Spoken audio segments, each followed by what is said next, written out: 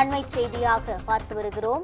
வானிலை ஆய்வு மையத்தின் எச்சரிக்கையால் இன்று தூத்துக்குடி மீனவர்கள் கடலுக்கு செல்லவில்லை என்ற செய்தி கிடைத்துள்ளது. அண்மை செய்தியாக பார்த்து வருகிறோம்.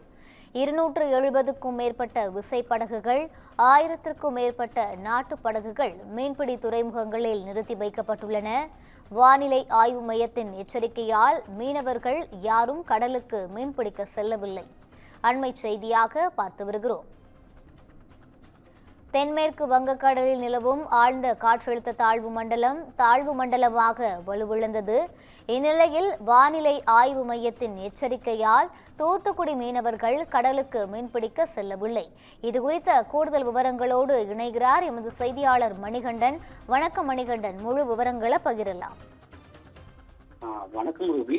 தென்கிழக்கு வங்கக்கடல் பகுதியில் ஆழ்ந்த காற்றழுத்த தாழ்வு மண்டலமானது நிலை கொண்டுள்ளது.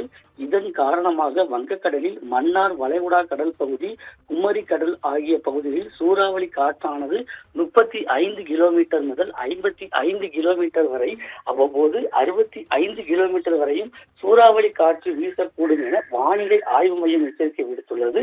இதைத் தொடர்ந்து தூத்துக்குடி மாவட்ட மீன்வளம் மற்றும் மீனவர் நலத்துறை சார்பில் தூத்துக்குடி மாவட்டத்தில் மறு அறிவிப்பு வரும் வரை விசைப்படகு மற்றும் நாட்டுப் படகுகள் இன்று முதல் கடலுக்கு மீன்பிடிக்க செல்ல வேண்டாம் என அறிவுறுத்தப்பட்டுள்ளது.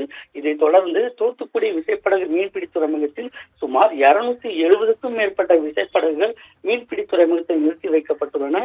இதேபோன்று தருவைக்குளம், வேம்பார், வீரபாண்டியப்பட்டினம், ராஜபாளையம், சிங்கித்துறை, மணப்பாடு உள்ளிட்ட பகுதிகளில் மீன்பிடி துறைமுகங்களில் சுமார் 1000க்கும் மேற்பட்ட நாட்டுப் படகுகள் மற்றும் ஃபைபர் படகுகளும் கடலுக்கு செல்லாமல் நிறுத்தி வைக்கப்பட்டுள்ளனர்.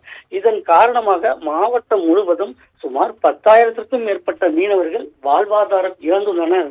ரூபி, விவரங்களை வழங்கியமைக்கு நன்றி மணிகண்டன்.